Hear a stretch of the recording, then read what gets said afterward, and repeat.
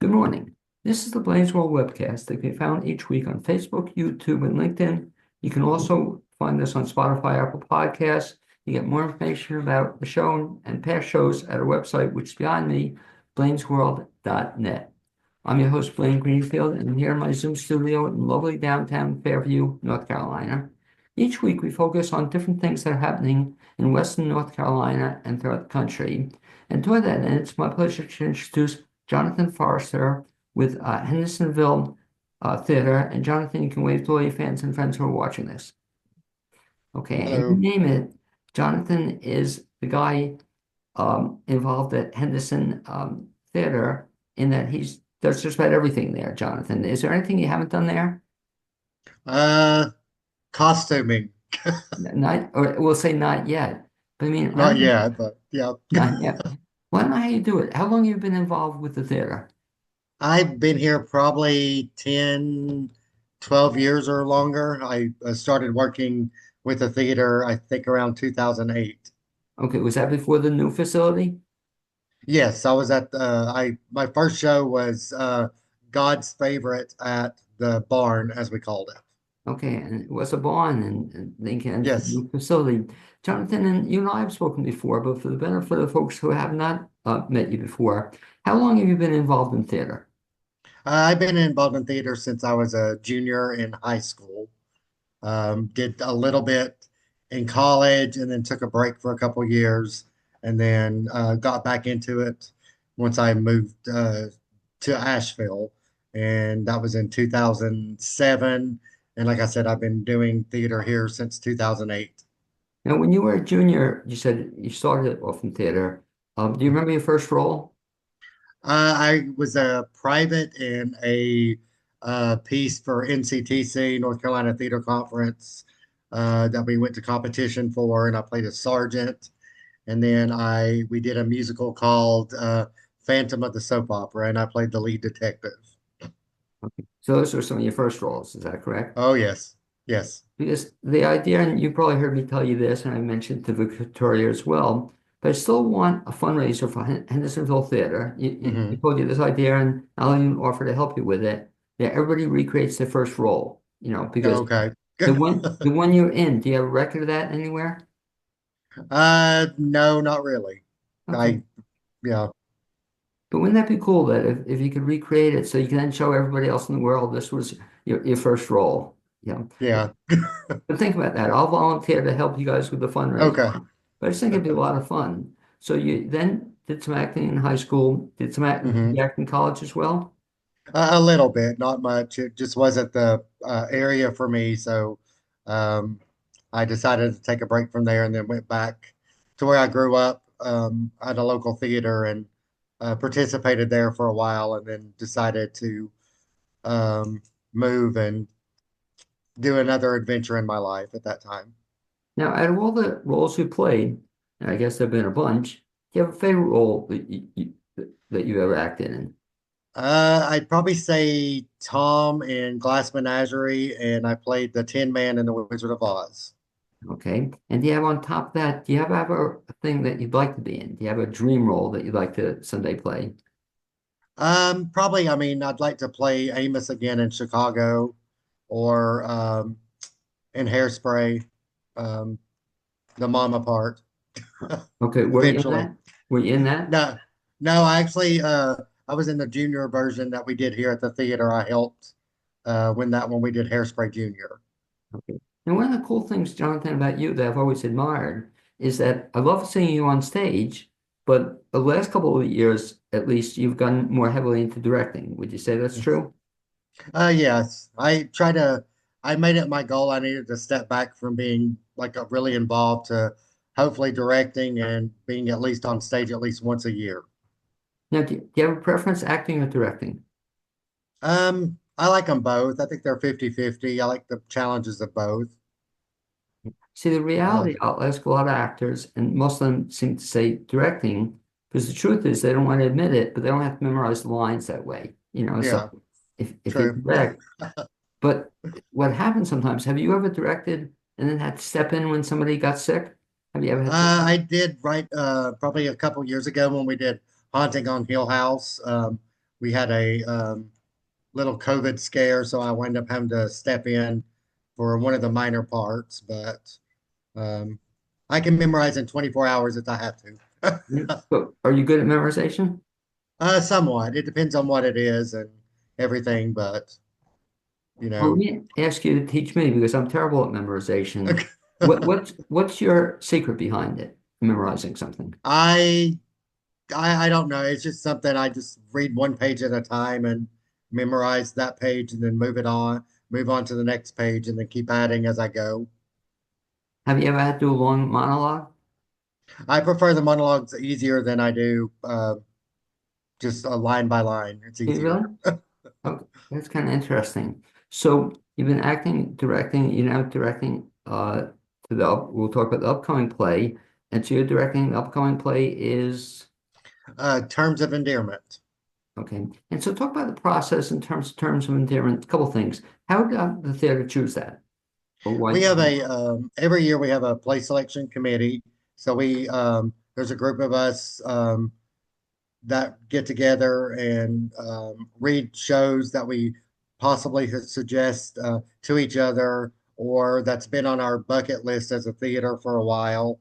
And we start narrowing those down, uh, weighing the pros and cons of each, which basically is it well attended? Is it technically a show we can pull off, etc. So we have some standards we have to set for ourselves as a group. And then after we do that, we go back and vote on at least our top four, and then we do a selection, and then we read those, and then come back and as a group we select those shows that we think our patrons would like, and then we have a final vote, and then it goes to our board of directors, and then um, they're in on the input of if it's best for the theater, etc.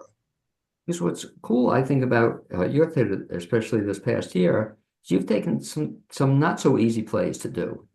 Yes. What were the last two Rock of Ages was Hmm. incredible, but that's not a small little show to do. No, You know, no.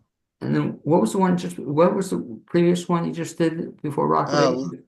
um, we just closed out Life Sucks like a month and a half ago.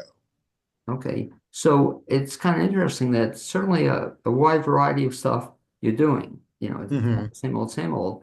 And then what you guys have done too, you're doing a lot more than just theater lately. I mean, you're doing concerts, you're doing all sorts of different stuff. It's almost like the theater's like open 24/7, it seems like, it gets a lot of use. Sometimes it feels like that.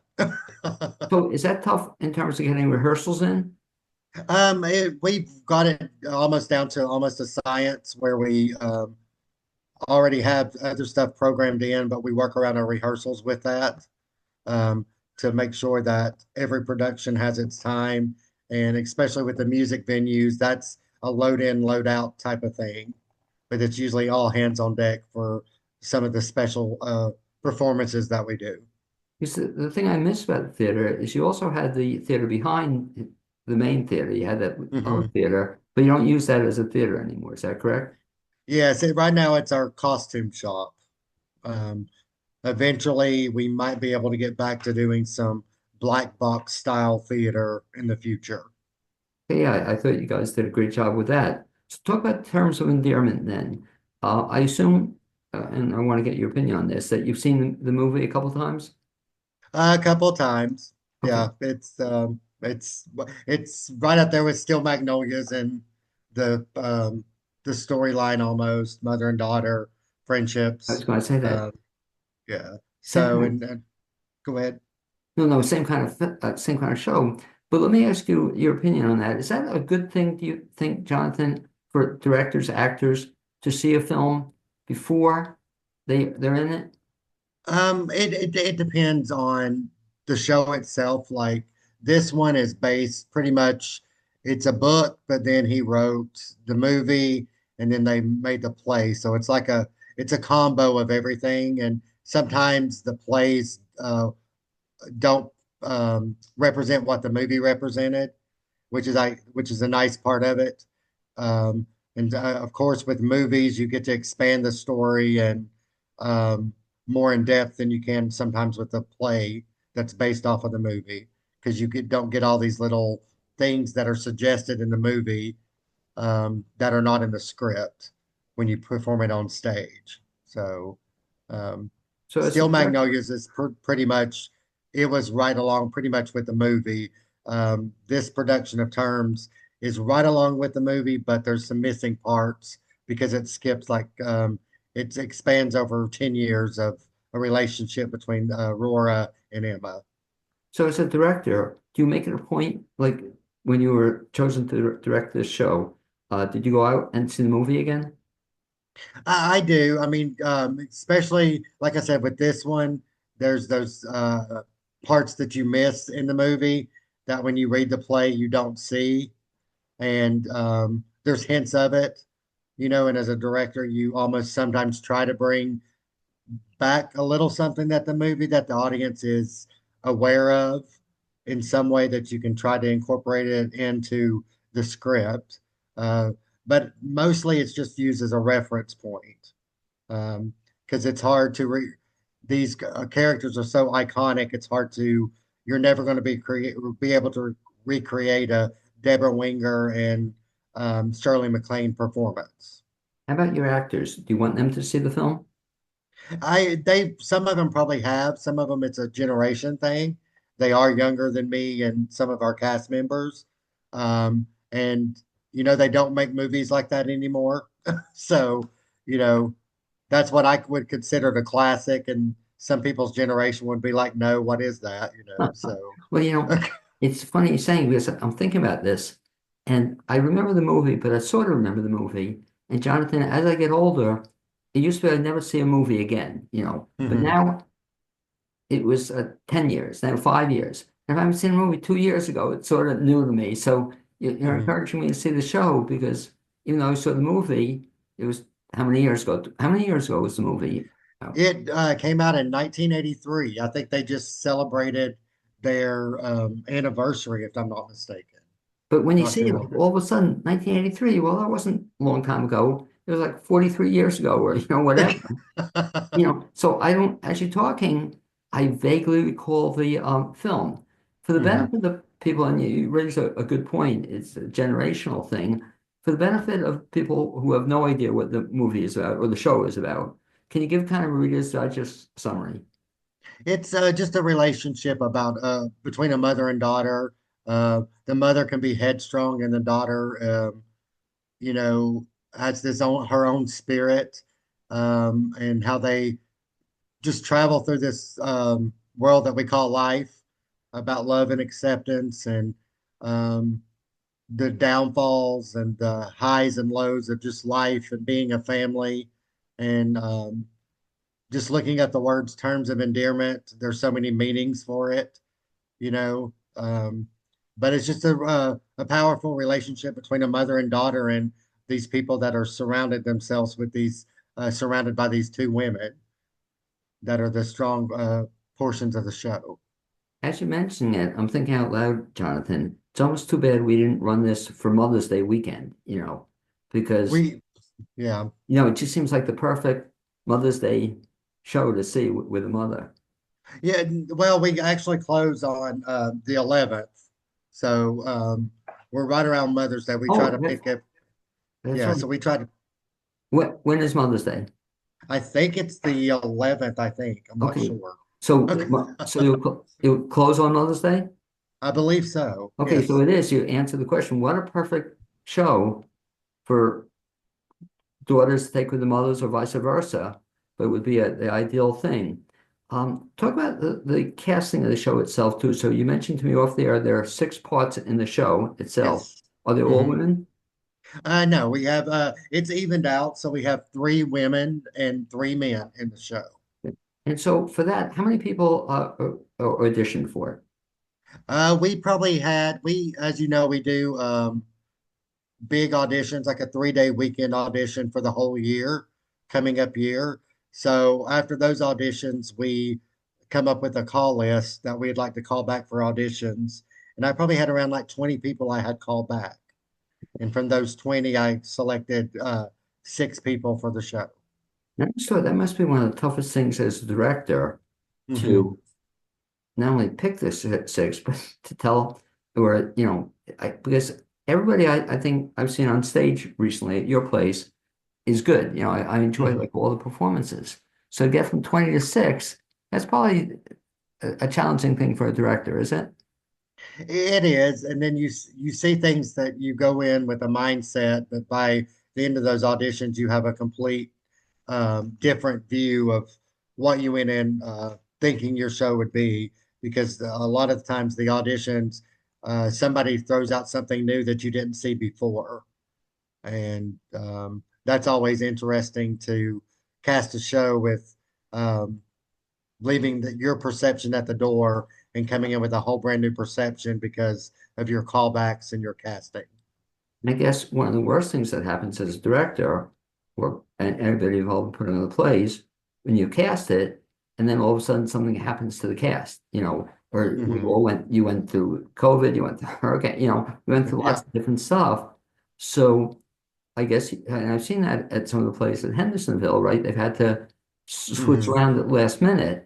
Yes. I guess it said you were lucky that you can memorize stuff, pretty quickly, but that's a challenge for a director. Yes. Talk about the six people who are in this show. Well, we've got Victoria Lambert, who is the artistic director here. She's playing Aurora. And then we have Lauren Otis, who has done some stuff in Asheville. So she is playing Emma Greenway, Aurora's daughter. And then we have Tate Albert, who is playing Garrett Breedlove, who is Aurora's love interest in the show. And Okay, Tate and by the way, Victoria. we should mention that that's a perfect casting, right? Or that's like top Yes. casting Yep. because you should mention that No. Tate is married to right to Victoria. Victoria. Yes. Okay, that's interesting. And then we have Mary Weisberger, who just finished out with Doubt here for the Readers Theater production. And then we have Jared Schultz, who does Okay, some things in Asheville as well. And then we finished the cast off with a guy named Mark Hodgins, who is new to our theater. This is his first time on our stage. because I know all the others, and just kudos to the one who was in Doubt. She was so good in Doubt, Good. and that's the play I was Yes. trying to think of, Jonathan. That kind of changed, We just finished. Yeah. but Mhm. changed my whole thinking about a Reader's Theater because it didn't feel like Reader's Theater. No. It Yep. was so well done, and I just love that show. So there's quite a cast that you have. How long have you been working with them? I can tell you, we usually do a 5 week, 5 to 6 week rehearsal period for a show. And this one we started pretty much April 1st. So we've had a 4 week rehearsal period.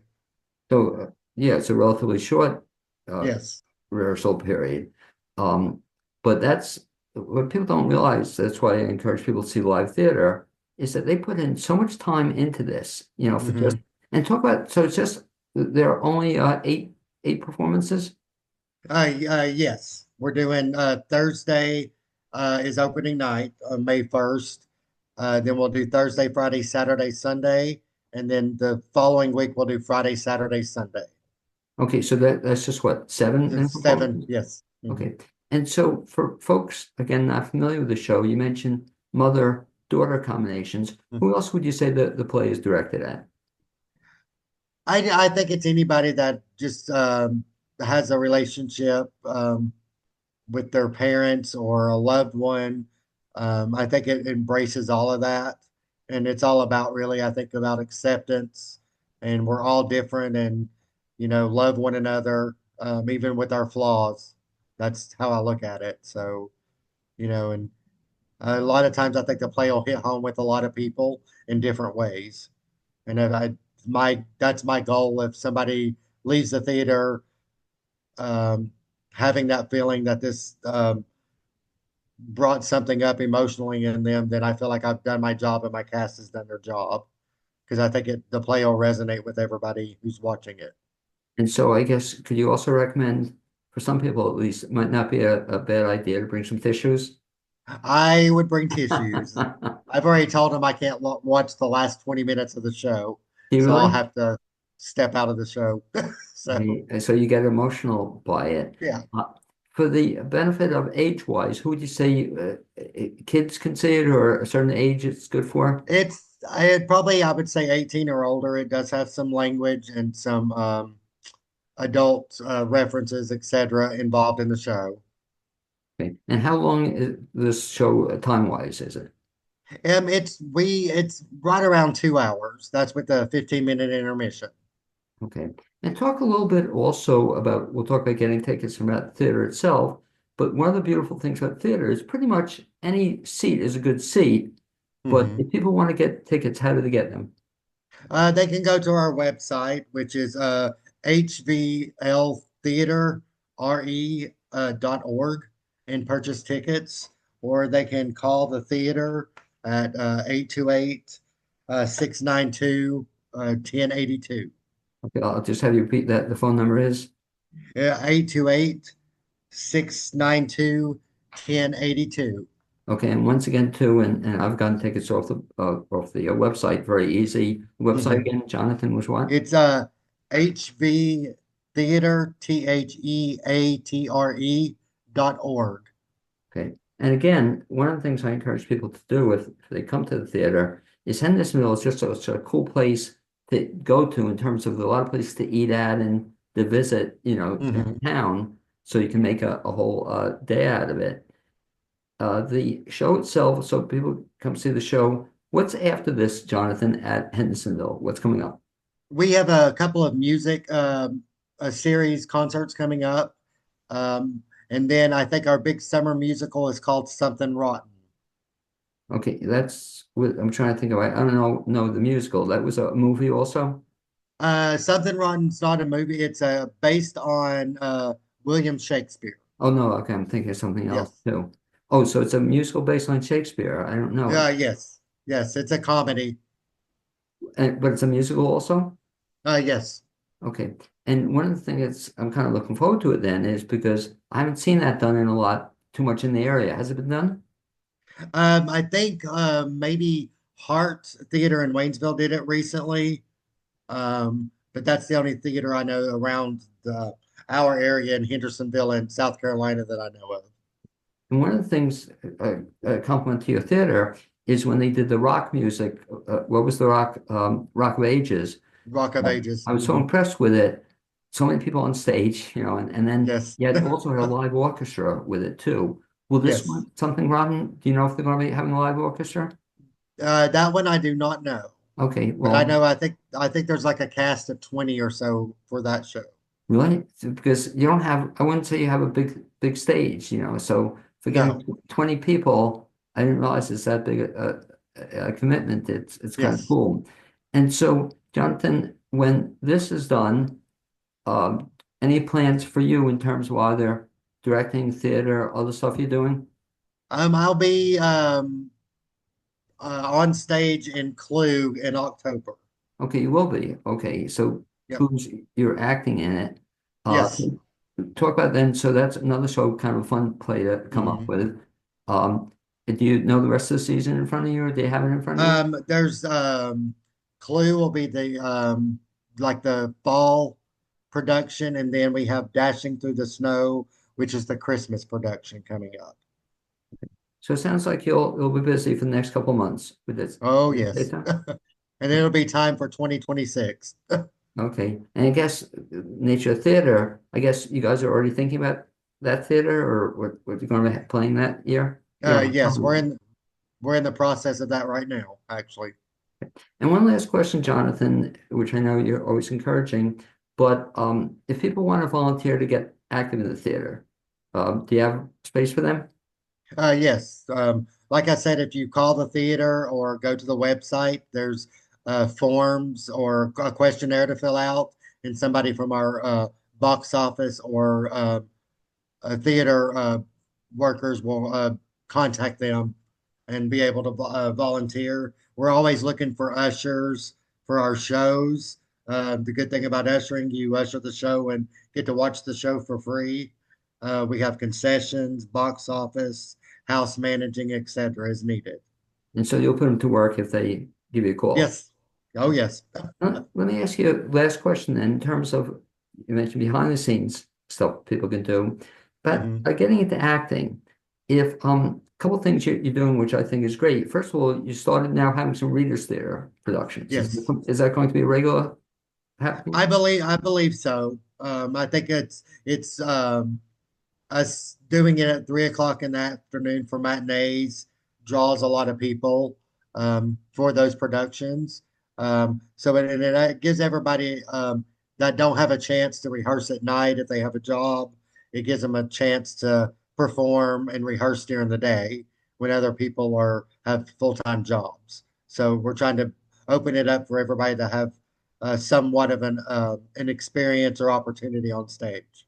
And it's nice as you're saying that, especially if they've never done this before. This is a great way Yes, to check it out. yes. And also, kudos to you because in terms of endearment, and I think it's cool that we'll get to see some of the regulars, but we'll also Hmm. get to see, you said somebody who's never acted on the Yes. on stage before, or They've acted on stage before, right. just not here. So And they then, would be. This is their first time performing here. no, but I kind of look forward to it because even Yes. in terms of endearment, you bring in Laura, Hmm. which is I like her as a performer. So has she Yes. performed yet at Hendersonville? She performed in the last show called Life Sucks. She was in that show. Okay, but it's kind of good that you get to see it's not always the same old, same old. You bring in Eh, some new Some people, new faces. Yes, sir. Yep. which is always fun. Anyway, Jonathan, I'd like to thank you for being my guest on this edition of Blaine's World webcast. Look forward to trying to get out to see the show. And this is, do you know how many shows have you directed overall? Do you have an idea? Uh, Probably around 10 or so. Okay, but who counts, right? Yeah, who counts? Okay, well, anyway, good luck with this. I think it's gonna be another good effort. And the only thing I get disappointed in when you direct is, as you know, I love seeing you as an actor, Mhm. and so I get such a kick out of it, and you get you're so like different oftentimes as an actor than you are Mhm. in person. Yes. Do people tell you that? Oh, yeah.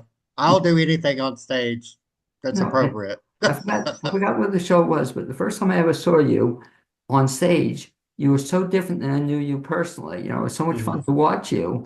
But Thank you you. said you played women in stuff. You've done all sorts of different stuff. Yes. Okay. Mhm. Well, anyway, I look forward to that, seeing you in Clue and upcoming years and directing. And just keep up the great work you're doing, Jonathan. And lastly, I should thank you also. We should mention that in your spare time, for a while, you were president of the board at the Yes. theater, but you've stepped down from that. Yes. Yes. Okay, but you're still on the board. Is that I'm correct? still on the board, hopefully till June. Okay. Well, It's not a bad thing, no, but but again, in your spare time, it's a time-consuming thing, yes. where Mhm. add to the role. Anyway, Jonathan, thanks again for being my guest. I'd also like to thank my producer, Cappy Tassetti, and hope this is an amazing run for the show, Jonathan. I'm sure it will be. All right. Thank you, sir. You be well. Bye.